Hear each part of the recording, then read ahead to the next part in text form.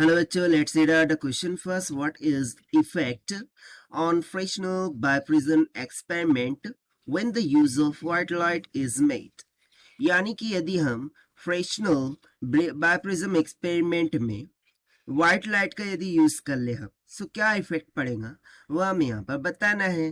तो चलिए स्टार्ट करते हैं सोल्यूशन से। But before of its let's talk about the key concept which we are going to use here for this question. So basically इसमें क्या होता है, देखिए इस तरीके से ना एक सिंगल स्लेट होती है, राइट, और यहाँ पर कहीं भी तो स्क्रीन होती है। अब यदि मैं बात करूँ तो यहाँ पर हम ले लेते हैं एक सोर्स, ठीक है, जिससे लाइट निकल रही होती है और इस सेंटर पर मैक्सिमा में देखने को मिल जाता है। Now, if you remember the thing regarding the Fresnel's bioprism experiment, जो कि हम यहाँ पर एज अ कॉन्सेप्ट यूज करने वाले हैं, ठीक है। सो चलिए हम बोल देते हैं कि भाई कॉन्सेप्ट हम यूज कर रहे हैं यहाँ पर फ्रेशनल्स एक्सपेरिमेंट का। सो फ्रेशनल बायोप्रिज्म एक्सपेरिमेंट में, ठीक है, यदि हम यूज करें व्हाइट लाइट को, तो देखिए व्हाइट लाइट ये कॉम्बिनेशन ऑफ डिफरेंट लाइट होती है। सो ऑब्वियस सी बात है इसमें हमें लाइट की नंबर ऑफ वेवलेंथ मिल जाएंगी, जैसे कि λ1, λ2, λ3, ठीक है। और जब हम उस सोर्स से इस स्लेट पर इस तरीके से प्रोजेक्ट करेंगे, तो यहाँ पर सेंटर में हमें क्या देखने को मिलेगा, जीरो पाथ डिफरेंस। यहाँ पर क्या देखने को मिलता है, जीरो पाथ डिफरेंस देखने को मिलता है।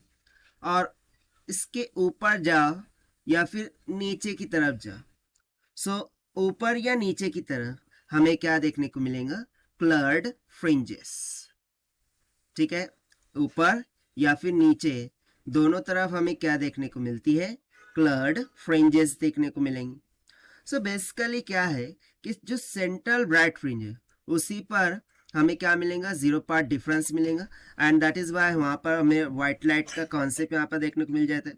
क्योंकि देखिए हमें पता है ये जो सोर्स से स्लेट तक का जो डिस्टेंस होता है उसे हम डिनोट करते हैं ऐसे, और स्लेट टू स्क्रीन तक का जो डिस्टेंस होता है उसे हम डिनोट करते हैं बी से। सो यहाँ से सिंपली जो फॉर्मूला हो जाता है फ्रिंज विड्थ का, जिसको हम बीटा से डिनोट करते हैं, वो कितना हो जाता है, ए प्लस में B into lambda by twice of A in bracket mu minus का 1 इंटू अल्फा के बराबर।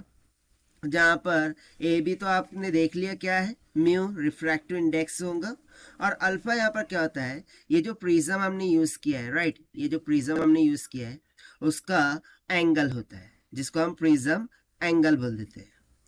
सो देखिए यहाँ पर यही कॉन्सेप्ट हो रहा है कि जब कभी हम व्हाइट लाइट का यूज करेंगे सो हमें सेंटर पर जीरो पार्ट डिफरेंस मिलेगा। क्योंकि देखिए ना ये लाइट इस तरीके से आएंगी, यहाँ पर गैदर होंगी सेंटर पर, और यहाँ पर हमें जीरो पार्ट डिफरेंस देखने को मिलेगा, और उसके नीचे की तरफ या फिर ऊपर की तरफ हमें क्या देखने को मिल जाएगा, क्लर्ड फ्रिंजेस देखने को मिल जाएंगे।